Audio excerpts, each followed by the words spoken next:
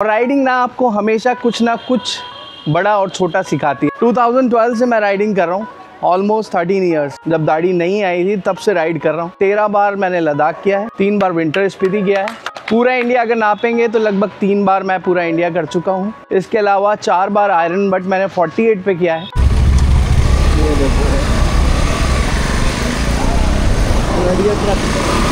इतना अच्छा खासा मतलब बिजी हो रखे हैं, ना सोने का टाइम मिल रहा है ना रोने का टाइम मिल रहा है। Good morning ji guys, welcome back to vlog. जैसा कि आप सब लोगों को पता है कि कल हम लोग पहुंच गए थे दिल्ली, और दिल्ली में हम लोग रुके थे अरुणेश पाजी के पास। अब अर्ली मॉर्निंग मुझे जल्दी उठना पड़ा। उसका रीज़न बहुत बड़ा था, क्योंकि जिस काम के लिए मैं यहाँ आया हूँ वो निपटाने जाना है। तो अभी हम लोग जा रहे हैं पक्की यारी 4.0 के एडमिन्स मीट में, जहाँ पे दिल्ली के बहुत सारे क्लब्स के एडमिन्स आने वाले हैं और ब्रीफिंग होगी वहाँ पे, जो नेक्स्ट इवेंट होने वाला है पक्की यारी 4.0 उसके लिए। तो अभी ये जो आप जगह देख रहे हैं यह है खूबसूरत ग्रेटर नोएडा, और हम लोग अभी बढ़ रहे हैं सीपी की तरफ, यानी कि कनॉट प्लेस।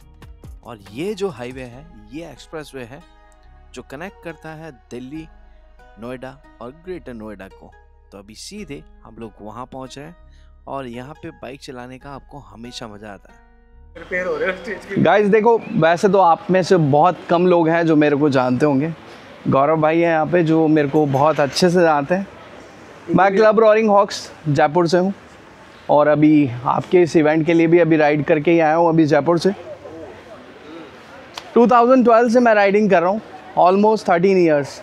जब दाढ़ी नहीं आई थी तब से राइड कर रहा हूँ, और 13 बार मैंने लद्दाख किया है, 3 बार विंटर स्पीति किया है। पूरा इंडिया अगर नापेंगे तो लगभग 3 बार मैं पूरा इंडिया कर चुका हूँ। इसके अलावा 4 बार आयरन बट मैंने 48 पे किया है। तो ये छोटे मोटे अचीवमेंट्स हैं राइडिंग लाइफ के। और राइडिंग ना आपको हमेशा कुछ ना कुछ बड़ा और छोटा सिखाती है। और जैसे अभी भैया बोल रहे थे, मैं सुन रहा था भैया की वो बातें, आप चाहे सोलो चलें चाहे ग्रुप लेके चलें, रेस्पॉन्सिबिलिटी आपके ऊपर हमेशा रहती है। अगर एक इन्फ्लुएंसर की भी बात करूं मैं, तो इन्फ्लुएंसर से भी आज की पब्लिक बहुत कुछ सीखती है, चाहे अच्छा चाहे बुरा। मुझे क्लब्स के नाम लेने की ज़रूरत नहीं है, सब आप लोग अवेयर हो कैसे क्या हो रहा है। आजकल सारे टॉपिक्स चल रहे हैं। एक कॉज इन्होंने जो उठाया पक्की यारी बनाने का, उसके लिए मेरे ख्याल से दिल्ली से तो सब आ ही रहे हैं। और गौरव भाई और कहाँ से आ रहे हैं? ग्वालियर से? सब कुछ आपको बताइए। ग्वालियर से, वेस्ट बंगाल से, जयपुर राजस्थान से, और भी बहुत सारी जगहों से राइडर्स आ रहे हैं। भुवनेश्वर से, देव चक्रवर्ती भुवनेश्वर। हाँ, देव भाई आ रहे हैं। तो गाइज मेरे ख्याल से दिल्ली की बाइकिंग कम्युनिटी इंडिया की सबसे लीडिंग बाइकिंग कम्युनिटी है, बाकी सब बाद में आती है। आप लोग सारे राइड करते हो, आप लोगों को पता है कि यहाँ जितने क्लब्स हैं वो ना तो पुणे में है, ना बेंगलोर में है, ना मुंबई में है। सबसे ज़्यादा क्लब्स हैं इंडिया में अगर बात करूँ तो यहाँ पे।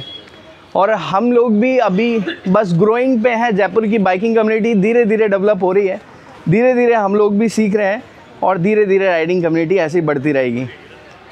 तो ज़्यादा कुछ मैं बोलूँगा नहीं, बस ये है कि लाइफ है, एंजॉय करो। आप सब में से राइडर मेनिया या मोटरवर्स किसने किया हुआ है? क्या किया हुआ है? राइडर मेनिया या मोटरवर्स या बोएमसी किया हुआ है? एक ही है भाई वो। आपने किया है ना? अब इधर आओ, अब इधर आओ। किया क्या जाना होता वहाँ? मोटरवर्स किया है? मोटरवर्स किया है आपने? कैसे गए थे? बाइक से। कितना खर्चा बैठा था? वो नहीं देखा मैंने। फिर भी आइडिया? पता नहीं, जेन्युइनली नहीं देखा। 20-30 हज़ार रुपये तो आने जाने का था, वहाँ पे अलग खर्चा। तो क्या किया वहाँ पे? भैया वो नहीं बताऊँ, वो गलत चीज़ें थी। गोवा में जाके पूछ रहा हूँ क्या किया, मैं क्या बताऊँ वहाँ पे। खाने पीने का अलग था वहाँ पे, स्टे का अलग था, 2-3 हज़ार एंट्री थी बस। हाँ, 2,500 रुपये में आपको 3 दिन का पूरा फेस्टिवल का एक्सेस मिलता है। स्टे आप खुद से करते हो, एंड वहाँ पे फिर स्टे हमने जो करा था वो that was ghost of hostel करा था। वहाँ पे सारा खाना पीना आप खुद से देखो।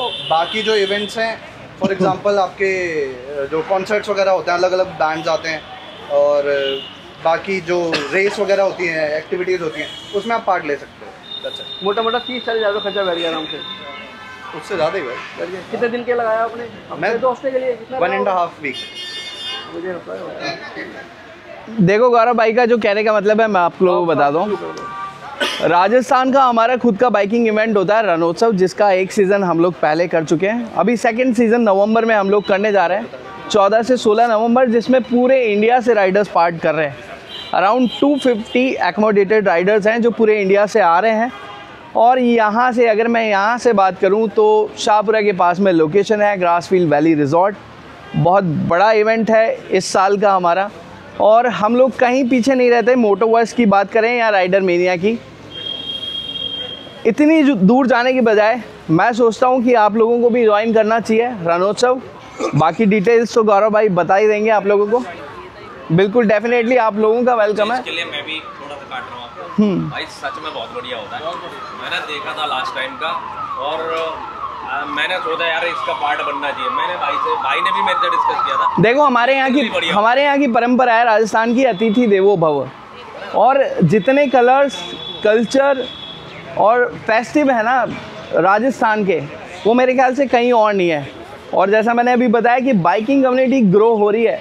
और अगर आपको मैं नंबर्स में बात कराऊं तो हमारे पास 2 बंदे हैं जो कैलिफोर्निया से सिर्फ इस इवेंट के लिए आ रहे हैं। एक बंदा नेपाल से आ रहा है, 2 केरला से आ रहे हैं, मतलब जयपुर आ रहे हैं सब लोग। लिटरली जयपुर की बात नहीं है, वो जो होता है सच में बहुत बढ़िया, मजा आएगा। बिल्कुल, खाली राइड के बारे नहीं, कल्चर और वो जो वहाँ का इवेंट है ना, वो देखने में बहुत मजा आएगा। मतलब आपको सब कुछ एक ही जगह देखने को मिलने वाला है। तो रणोत्सव भी आप लोगों को आना है, पक्की यारी में हम लोग आ ही रहे। और ज़्यादा नहीं बोलेंगे, मेरी तरफ से मैं यहीं पे एंड करता हूँ। अभी मैं भी सीख रहा हूँ आप लोगों से, और आप लोग भी सीख रहे होंगे किसी ना किसी से। हेलो जी गाइस, नमस्कार, वेलकम बैक टू व्लॉग। तो देखो कल हम दिल्ली आ गए थे और कल के बाद मैं गायब हो गया हूँ। थकान बहुत ज़्यादा थी, आज बहुत सारे काम थे जो हमें करने थे, जिसके लिए मैं दिल्ली आया था। और अभी वापस बैक टू जयपुर। रात के लगभग 8 बज गए। यहाँ हमारे साथ आरू पाजी है। आरू पाजी के यहाँ पे मैं रुका था। बाइक रेडी है। ज़्यादा बात नहीं करेंगे क्योंकि दिल्ली से जयपुर लगभग 5 घंटे रास्ता है। तो अभी निकलते हैं। बैग हमने लगा लिए हैं। अब रास्ते में मुलाकात होगी और जर्नी के बारे में बात करेंगे। फिर जब हम आ रहे थे तब भी मैं आप लोगों को इसी रोड के बारे में बता रहा था, और अभी वापस इसके बारे में बता रहा हूँ। ये जो रोड है ये कहलाता है द्वारिका एक्सप्रेस, और ये मानेसर से चालू होता है द्वारका एक्सप्रेस और कनेक्ट करता है द्वारिका को, और बिल्कुल सेपरेट कर देता है। अदरवाइज़ द्वारका पहुँचना दिल्ली से बहुत ज़्यादा टफ है।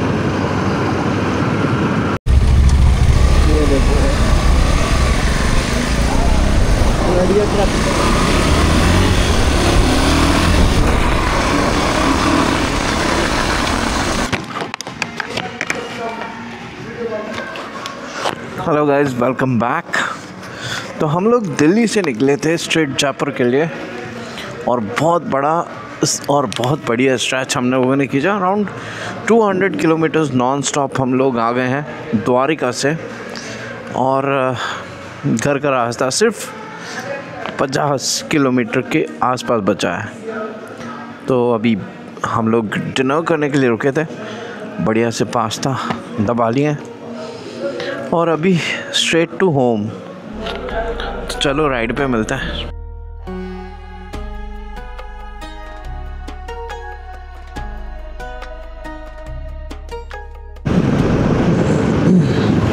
ये वही रोड है जो हमें बाईपास करती है जयपुर शहर से, और जयपुर शहर को बाईपास करके मैं अपने घर की तरफ बढ़ चला हूँ। भाई अभी है ना, इस व्लॉग में आपको ज़्यादातर चीज़ें मिसिंग दिखेगी। वो क्यों दिखेगी? क्योंकि हम खुद बहुत ज़्यादा बिजी थे, एक्टिविटीज़ में इन्वॉल्व थे, लोगों से मिलने में इन्वॉल्व थे, और कुछ पार्ट ऐसा था जो मैं आप लोगों को नहीं दिखा सकता था। तो उसी चीज़ को मद्देनज़र रखते हुए इस व्लॉग को हम लोगों ने शूट किया है। और कहने का मतलब यही है, इस व्लॉग का मोटिव सिर्फ मेरा इतना है कि आप लोगों को पता चले कि राइडिंग के अलावा भी हमारी ज़िंदगी में और बहुत सारी बसड़ है। तो जैसा आप सब जानते हैं रणोत्सव 2025 आ चुका है, डेट्स नियर बाय है। हम लोग बहुत ज़्यादा मेहनत कर रहे हैं और कल back to back ride Jaipur से दिल्ली, फिर दिल्ली से हम लोग गए द्वारिका। द्वारिका के बाद हम सीपी में मीटिंग्स अटेंड करी, लोगों से मिले जुले, देन फिर Karol Bagh, then Gurgaon, now back to Jaipur. इतना अच्छा खासा मतलब बिजी हो रखे हैं, ना सोने का टाइम मिल रहा है ना रोने का टाइम मिल रहा है।